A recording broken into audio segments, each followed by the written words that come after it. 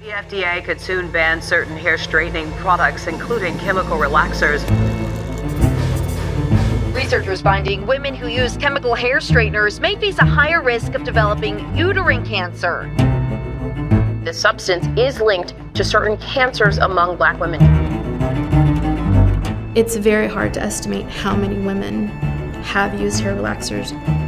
Not thinking that this was poison. The companies that make these products are usually the biggest companies in the world. I started to look at what's in these products, and the more I dug down that rabbit hole, the more I realized that there's something here. If I had known then what I knew now, we would have never done it.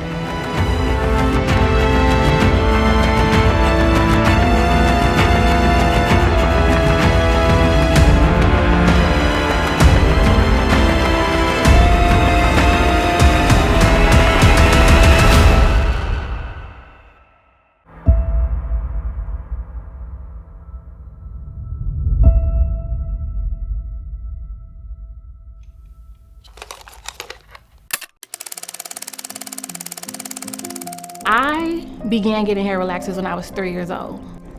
I'd say 8 or 9 years old, I got my first hair relaxer. I think I must have gotten my first perm around 12. In the early 90s, a product called Just For Me came out. I want style, body, and shine. A look that's totally on mine. Hair so soft, silky, and free. I want something just for me. And they have a super catchy jingle. Just for me. No light conditioning relaxer cream. Just for me. For combing and styling that's worry-free. L-U-X-E-F-R-M-E. I remember as a little girl running around singing that song.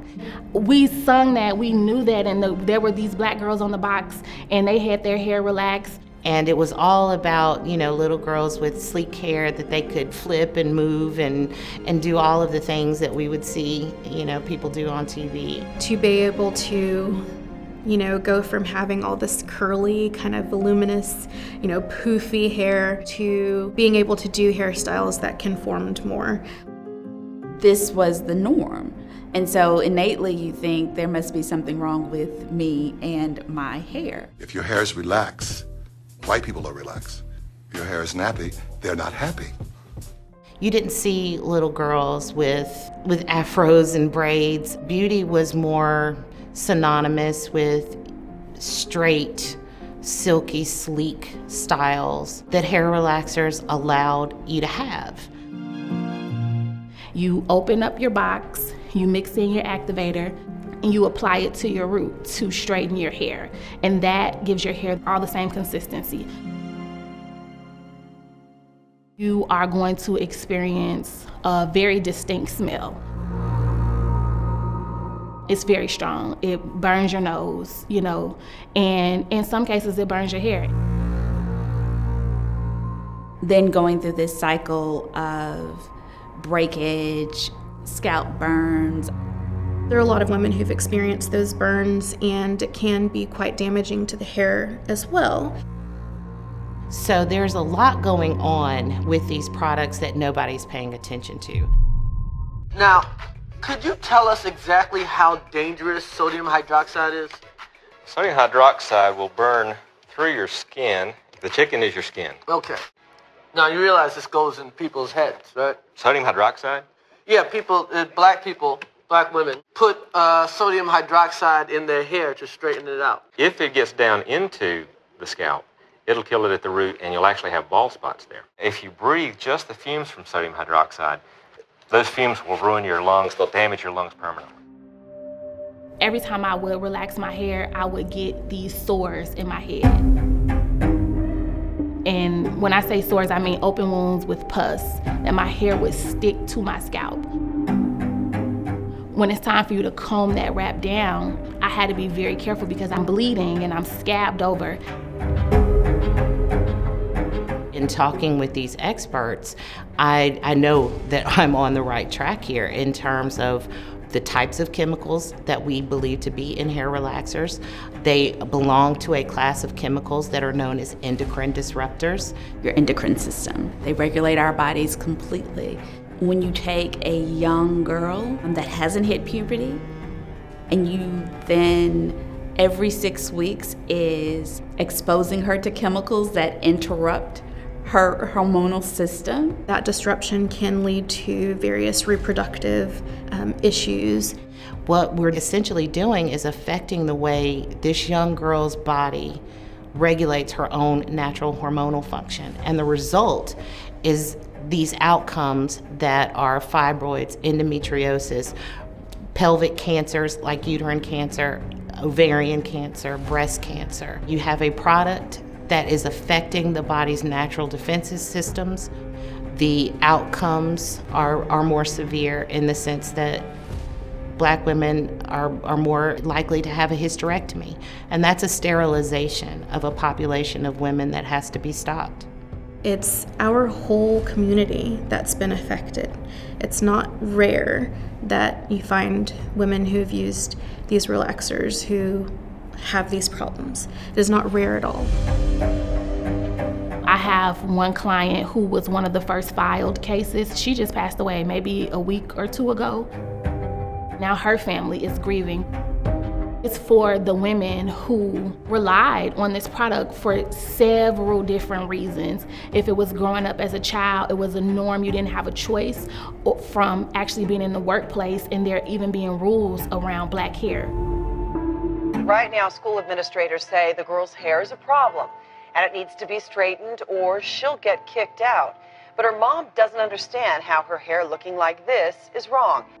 That's what's so heartbreaking, that there was no choice. There was this beauty standard in the professional world, and it was what it was. And there was this product. There still has to be a wider conversation about the reason that so many girls and women have felt compelled to use these products in the first place. We have so many options about what to do with our hair that are safer, that allow for our free expression, that allow for us to hearken back to the traditions of what gave us a source of pride. If I had known then what I knew now, if my mother had known then what we know now, we would have never done it. I would venture to say that none of them would have chosen a life of sterility for chemically straightened hair. It's been such a huge part of our culture. Then to find out that essentially we were being poisoned, it's a huge breach of trust. You can't let people do things that hurt other people and make billions of dollars and there's no accountability. This is about the knowledge and the awareness of the decisions that we're making and how fundamentally altering that can be when we are not made aware of what we are exposing ourselves to.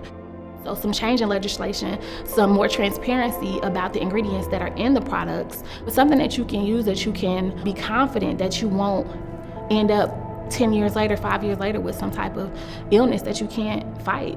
What it'll say to corporate America is that you can't just walk all over us anymore.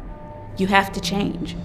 We spend billions of dollars annually on cosmetics and beauty supplies. You can't do this to us. Anyone that puts a product in the market has a duty to make sure that the use of it is safe.